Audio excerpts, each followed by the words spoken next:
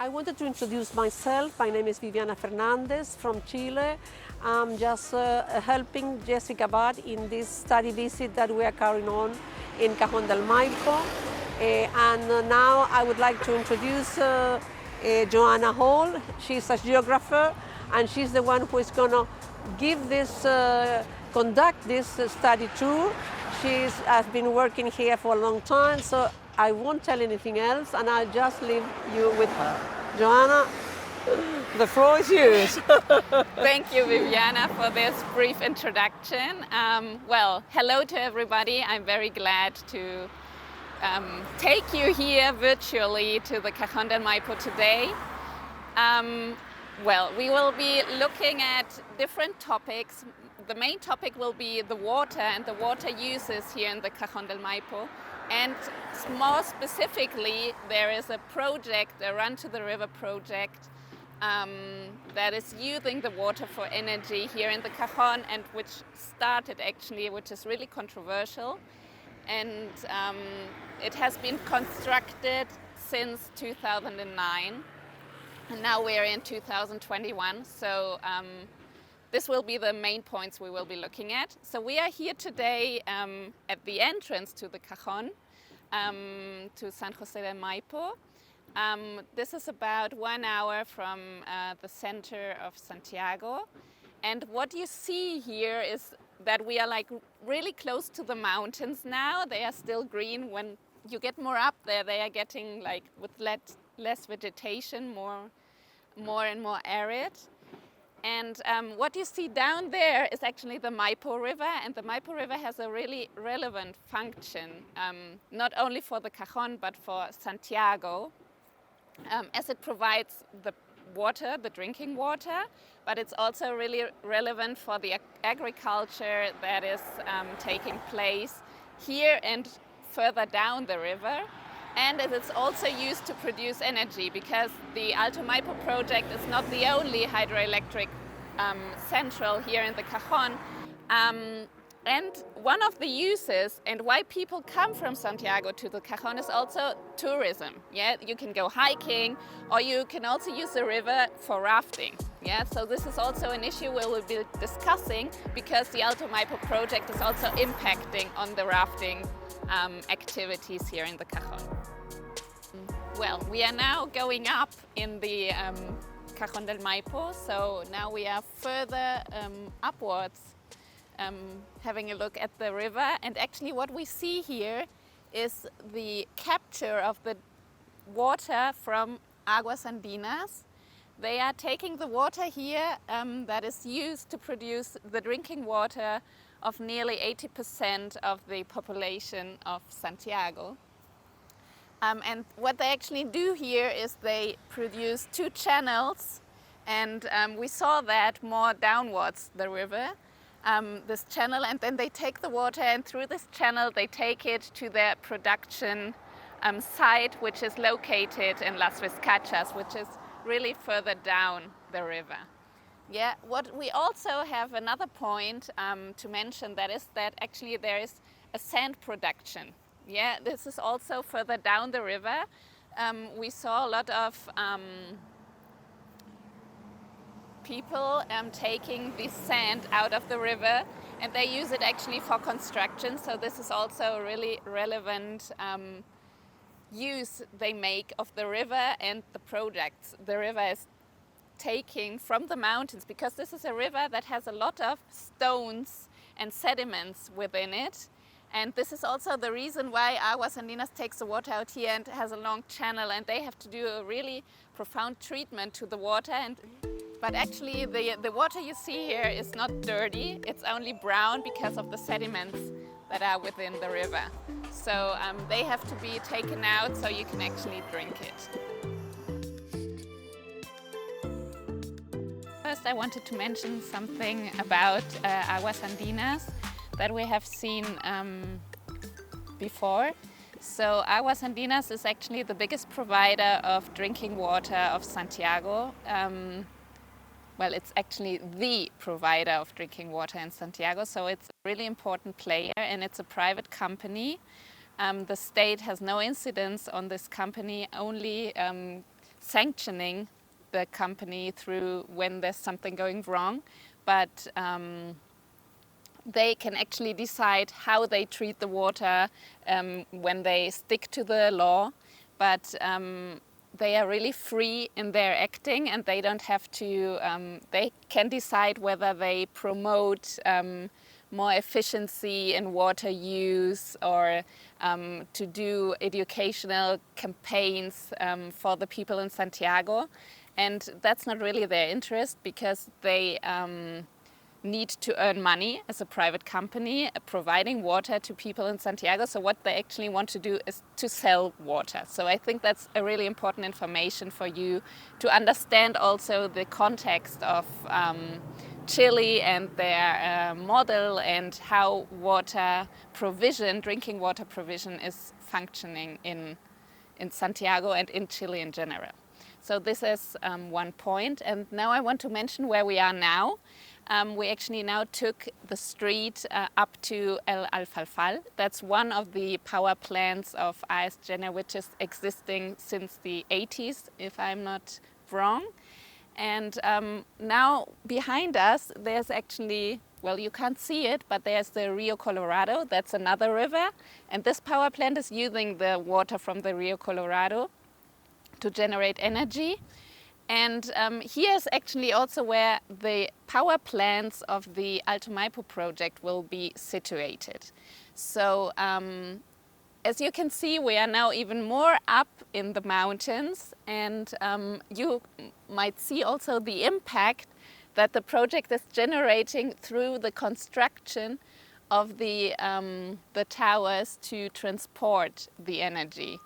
Yes, so what we actually see here is the impact of the towers that transmit the energy, that take it actually to Santiago. So this is why we are sitting here to show you this. And this is Ramon. He has recently written his master's thesis about the Alto Maipo project. And he will explain a little bit more the technical details, how the project will be actually be embedded here in this territory, and will also explain why you can't see it. So, so Ramon, the floor is yours. All right. So as a run-of-the-river project, the Alto Maipo project uses the natural flow of the water, meaning that it doesn't have to construct a large-scale dam to stop the water. But what it does, it takes water, not from the main river, the River Maipo, but from its 3 tributaries. And it redirects those waters into tunnels below the Andean mountains and the glaciers. And inside these tunnels, they will create large-scale downhill movement. And inside these tunnels, they generate the electricity. So the problem is that these tunnels are constructed below those mountains, which are all around us, and the glaciers. And we are talking about around 75 kilometers of tunnels, so it's a lot. And what the plan is they take water from the tributaries, put it in these tunnels, and then generate electricity around here, where we are now. They are constructing a new hydro energy plant, and afterwards, the same water will join an old hydro energy plant and go to a second new one. I know it sounds a little confusing, but where in a second step more energy is generated. Afterwards, the water will return to the river, to the main river, Rio Maipo, a little downhill. So maybe just to complete the idea, what is important and what is actually one of the problems of the project is that the water is taken from the Maipo River all the way the tunnels are actually constructed. So there's actually 70 kilometers where the Rio Maipo is not receiving water from the tributaries. So activities such as, I mentioned that at the beginning, the Cajón del Maipo is also really famous for its tourism activities. So where the rafting is actually taking place today, there will be less water because the tributaries are taken and are being put into tunnels and that this water will only be restituted a lot of downstream of the river. So that's actually one of the points that is being criticized by the opposition to the project. Also, a further point is that the impacts of the construction of the tunnels is a very highly debated topic, because we don't really know what will happen. The geomorphologic structure of the rocks, I mean, we're talking about these high Andes of several thousand meters high, and you're just drilling a tunnel below them. We don't know what will happen to the aquatic system, to the ecosystems and all of the water circulations in the region.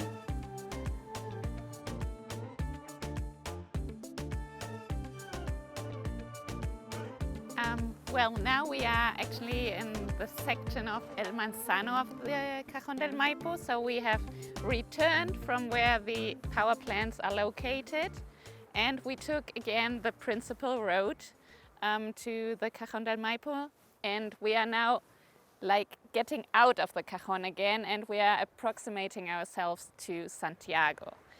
So behind us we have the Estera El Manzano, and we are also talking to Leslie Olivares, one of the persons who live here in the Cajón. She will explain us since when, and she will also talk a little bit more about where we are now located, and then we will talk about the impacts of the Alto Maipo project for the people that live here in the Cajón. Yeah. So, thank you.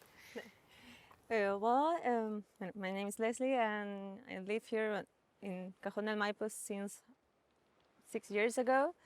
First, I arrived in Camino al Alfalfa, was near from the place that you were before. Yes. And then I moved here like 2 years ago. And yeah, you can see this place is gorgeous. It's one of the, how you say, like, a place with a lot of tourism here, because it's the only free place, a natural place for free that we can enjoy it. And actually this river is the water resource of the entire Manzano. Yeah, we drink that water. So That's really important.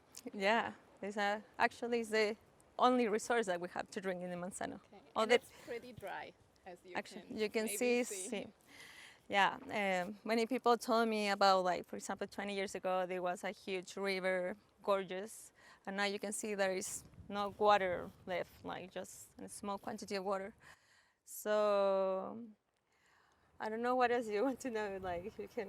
Yes, we are like maybe the main road is kind of a little bit more down there, so we are a little bit in the backyard of the main road. And if you remember where we were at the beginning of our trip here to the Cajón, you saw this big road and this big trucks passing, and now we are here just a few meters more in the inside, and it's totally calm. You have these beautiful mountains behind us. So this just to give you a context of how the Cajón is and how the things are here. Yeah, and that was funny when you say that about we're hidden from the main road, but actually, in a way, Alto Maipo affects us here too, because we have like huge pipe, for example, like who brings all the water for all the houses. Yeah, under that pipe we have another pipe from Alto Maipo. Okay, And it's below. Below, yeah, exactly. And suppose that they say they made a study about that they're not gonna affect us, but yeah, they lose. Like they don't give us too much information about how much water they lose or the infiltration it is, or etc. So yeah, in a way, people say, but we don't have numbers, we don't have studies or anything to realize like what is the true actually.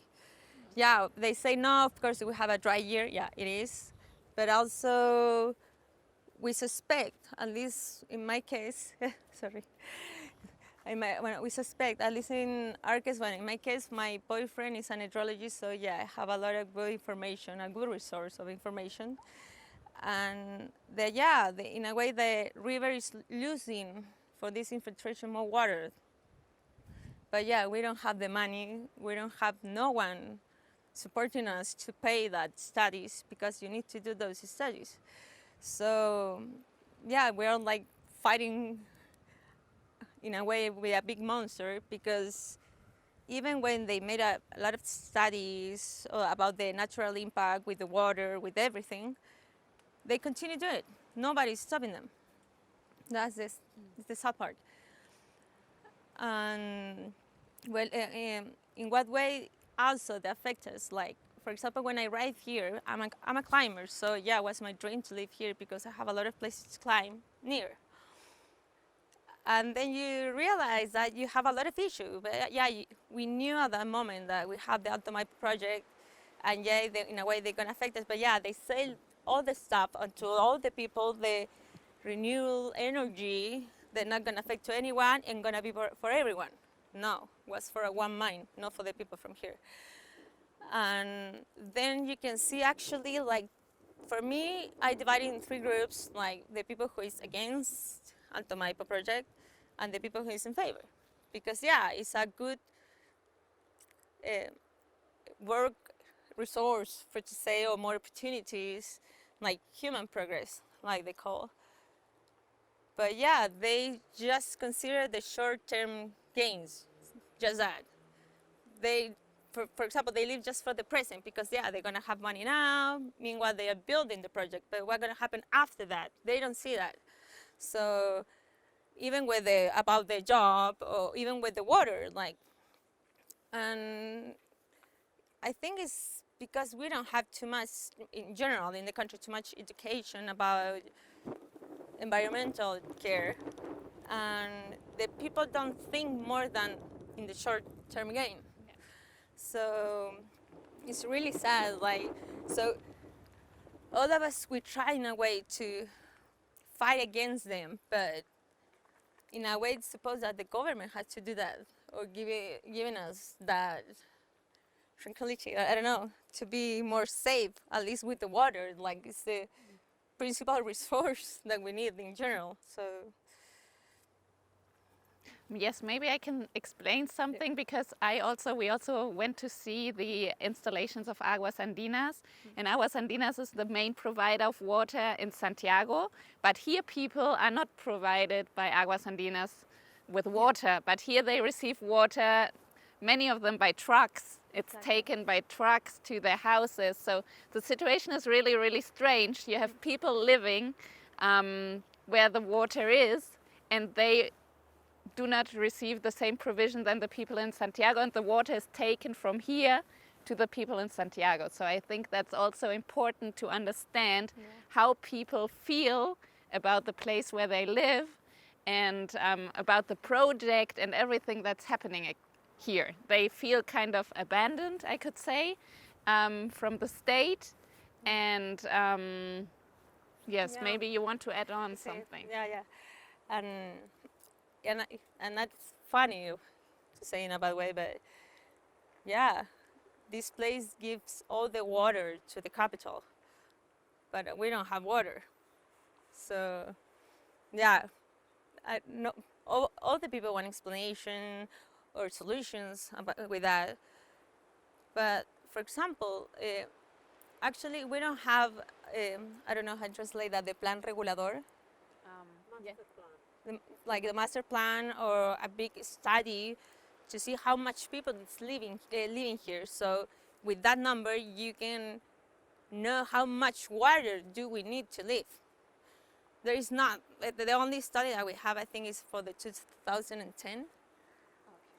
So yeah, there is more people with more necessities, and yeah, it's, well, now we hope that in the future we're gonna change something in laws, at least to protect, not just protect the people, or just to protect the nature, you know, because we need it for living, for everything, you know. So yeah, maybe I have another question. You talked about the division between people here, that there are people in favor and people against the project. Do you feel that there has been a change, like more people have changed their position to be more in favor, or do people that were in favor have rather changed their opinion against the project? What is like your... Yeah, well, at the beginning, yeah, because of course when they arrive, they give up more opportunities for jobs.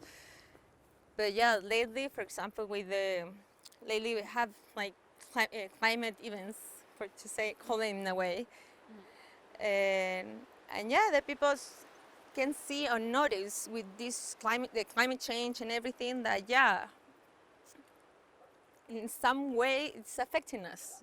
So, and they affect their houses, affect their lives. So yeah, it's at the beginning, yeah, because they have money and opportunities and jobs, was in a way a solution for the moment. But now the work is finishing. Like they don't need too much people. So yeah, they can see that, for example, like you say, they need to ask for water. The people, they don't have water to drink. Like I don't know how many liters they have per week, and they have to survive for that, and nobody's giving them solutions. So yeah, they can see now water, and more with the pandemic issues, they can see now that the water is the biggest important stuff that we need to live here.